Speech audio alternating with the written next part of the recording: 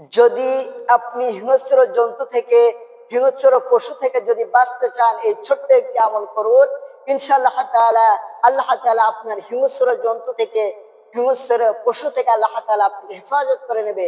অনেক মানুষ আছে দেখবেন, আমরা যখন বনের ভিতরে যাই, সাপ, বিচ্ছু, তারপরে বাঘ, অনেক কিছু আছে না ভাই, আপনার তখন আমরা ডিপ্রেশনের ভিতরে, টেনশনের ভিতরে থাকি। আমরা কি করব? আমরা টেনশনের ভিতরে পড়ে যাই। আপনি যদি এই ছোট্ট একটি আমল যদি দিনে 843 বার পাঠ করতে পারেন, ইনশাআল্লাহ তাআলা আল্লাহ তাআলা আপনাকে ওই হিংস্র পশু থেকে, হিংস্র জীবজন্তু থেকে আল্লাহ তাআলা আপনাকে হেফাজত করে নেবে।